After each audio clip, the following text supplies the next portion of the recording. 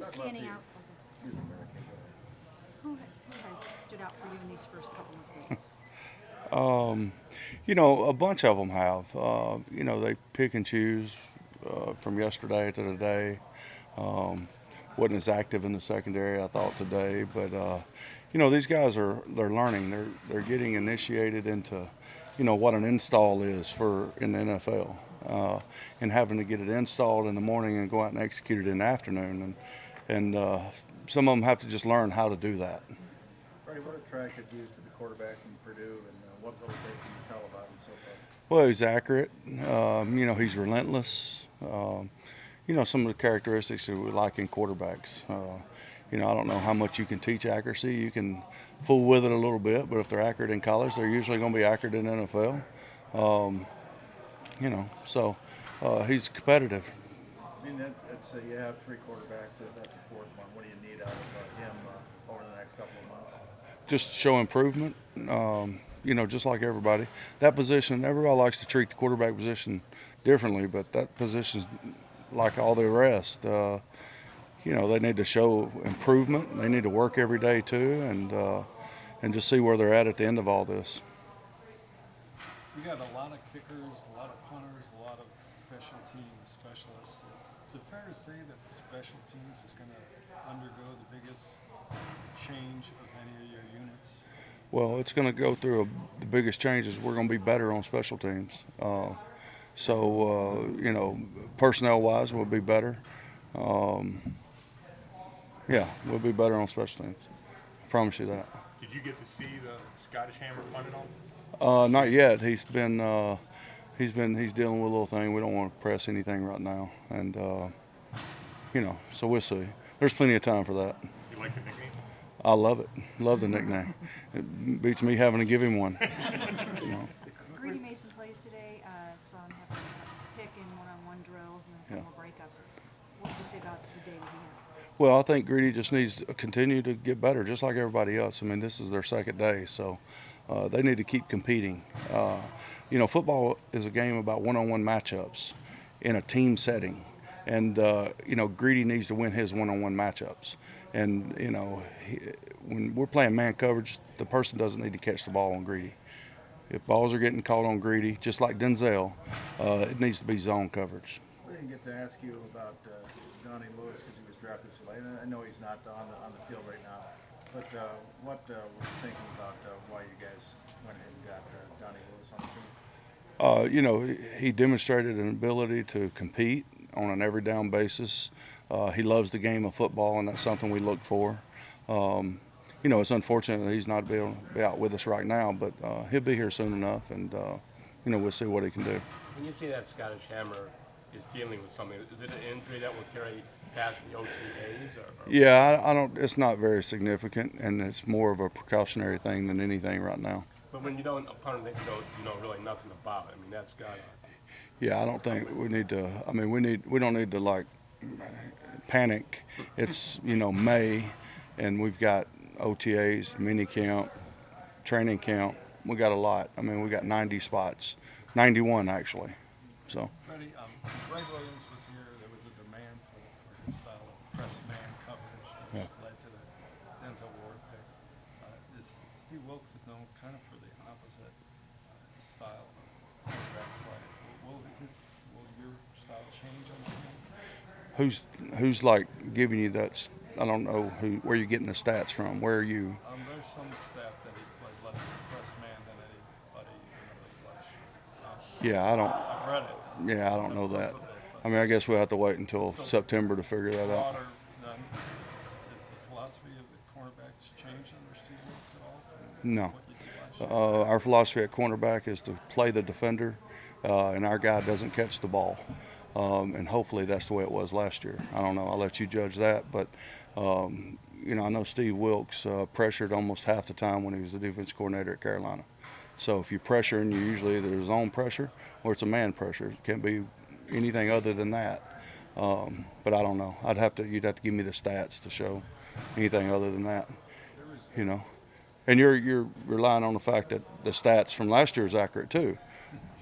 So I don't know. There's a lot of misconstrued information there, I think. Sorry about that. And nothing against you, Tony. I'm just stating facts. There was recently a story about Myles Garrett that came out, and in this story he was quoted about what it was like to be a pass rusher under Greg Williams, and his point was that Greg really harped on just like these two moves, focus on these two moves, don't, that's what you need to do. Right. And he's saying he wants more freedom and, wants to do more and be less predictable. Right. Have you had any kind of conversations with Myles about kind of your vision for him under Steve Wilkes, and will he have that kind of freedom that he's seeking? Yeah, I don't. First and foremost, Greg Williams was a good football coach. All right, he's been a good football coach in the National Football League for a while, if that's the angle here. But as far as Myles concerned, we need to get good at our craft in all areas. And I think Myles will be the first to tell you that. And we will give him every opportunity to master his craft. And therefore, we expect the production to go up. We expect the production to go up on the whole defensive line, the linebackers, the secondary. The production all over our football team needs to go up. All right. The negativity. All right, I'm not blaming anybody here, but the negativity surrounding like some of the aspects of the team last year, we were 7-8-1, so that may be justified, okay? But moving forward, we're not worried one bit about last year on any area of last year. Offensively, defensively, special teams, anything, everything we have, we've got the goal in mind of getting better in everything. So whether it's press man coverage, whether it's Myles rushing, or whether it's the Scottish hammer, all right? Everybody's getting better. Last year's last year, and last year doesn't make – no two teams are the same, all right? I've said that numerous times. You're not going to be the same. I don't care. You're not going to pick up where you left off. And we're not interested in revisiting last year at all. We were 7-8-1. We didn't do shit last year. All right, we didn't win anything. We were third in the division, and I don't know where all this is coming from. Just because the Super Bowl is our goal doesn't mean that's what we're at right now. We're a team just like the other 31 teams, and we're focused on training camp, OTAs, mini camp, and getting better when those guys get back in the building. That's it. Sorry for the language. In terms of Wilkes being the coordinator now, how pronounced is that adjustment, and how long is it going to take? As far as them learning? Well, I mean, is it like night and day? Steve does things his way and Greg did his things that way? How big is the adjustment from one system to that? I think there's always an adjustment. There's an adjustment from me, from Hugh. There's an adjustment from halfway through the season from me to Tide. There's always an adjustment. But these guys are resilient enough that they will get take the adjustments in style and and run with them. We're not here tomorrow, but are the players here? Do you have some meetings, exit meetings or anything? No, yeah, we'll meet with them tomorrow. They're here tomorrow, yes. We've got another practice in the morning. And you have like 35 invited tryouts here. Right. Do you have any ideas how many might make it to OTAs? Let's see. No, I don't, Tony. I mean, we will have those discussions as a staff, as personnel, and everything in the next 24 to 48 hours, and we'll see. I know you probably can't tell anything about an offensive lineman from out here, but when you've been around Drew Forbes, is he like the most organized guy you've ever seen? I will tell you this. I saw his locker, and he is. But I'll say this about our offensive line. This is maybe the best group in this setting, the mini camp, tryout guys, free agent guys. This is the best offensive line I've ever been a part of, and I've been in the league 13 years. And I've never seen a group collectively this good.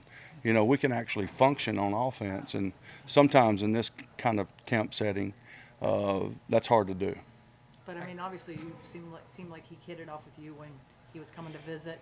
Did anything he do make an impression on you? No, his size, the tape. I learned a long time ago from Coach Parcells, just tell me what's on tape, and this tape told me everything I needed to know about the kid. Mac Wilson coming out of the level of ball he's coming from. Where's that from? LSU. Yeah, but does the polish kind of stand out, even though he's just now setting foot out there? Yeah, I mean, the one thing about the National Football League, it has a tendency to level the playing field with a bunch of guys. It doesn't matter how you got here. You're going to have some guys from Alabama, Ohio State, or whatever, and you're going to have some guys from Presbyterian College. And the playing field is still like 100 yards wide and 53 and a third. Did you know it was a 53 and a third? Wide. All right. So the field's the same. So the NFL has a knack to leveling that playing field. So Mac is just like the guy from Presbyterian College. You know, he's working every day to get better, and you know, it's not the same as Alabama. It's not the same defense terminology and all those things. And this counts more for mental gymnastics than anything else. You know, it's just like today we installed something and came out here, and the production wasn't the same as it was yesterday because they had an extra, you know, so long yesterday for yesterday's practice and not so much today. So, you know, that's just a glimpse of how it is in the National Football League. Hey, Freddie, do you think, is there one area of the team, one offensive line, DBs, whatever, where it's easier to make that jump from a smaller school to the NFL? I don't know. You have different gurus that say that, you know, certain areas are easier to make that transition, but I don't see it because you still have it's still one-on-one matchups in a strategy situation, and they're still competing against guys that are in the NFL. So I don't think it's easier in one spot than the next. You know, of course, I mean, when you hand the ball off to a running back, of course, he's ran the ball before. It doesn't matter what the play is. He's still making defenders miss or either running defenders over. So in that instance, yes. But as far as the knowledge of the game and knowledge of protections and the quarterback's reads and things like that, no, I think that's kind of a, you know, sometimes gurus like to say that. I mean, like group four, so sometimes Yeah. you see offensive linemen from little schools go on to long Right. careers. Well, I think definitely because it's like the level playing field I talked about. You know, they could be good at West Texas A&M, and it's either going to be exposure or they're going to get exposed, and that's what we start to see when they get in the mix with other NFL type guys. You're either getting exposed or exposure. Whether it was the last 2 days out here or on the film you watched, what stood out to you about Redwine? You know, he's aggressive. He's very intelligent, and he transitions well to the ball. And I think that's three characteristics that safeties need to have. Would you say that over these first couple of days, is your draft class passing the eyeball test for you so far, or maybe even exceeding expectations, or how is it playing out? I don't really want to judge anybody off 2 days without pads on, but none of them are going home right now. So, and I'm really not trying to be funny. You just don't have enough information to gather. You know, when the installs start adding up, then you can see how someone processes the information. And then as the days start tacking on, you can see how they implement the information. So I think we need a bigger body of work before we can ever determine that. But as far as the stretching and stuff like that, they all look the part, yes. They really, I mean, I'm not being funny. They really look the part. I mean, I think that was your initial question, right? They look the part, they move around the part, they seem to be getting it.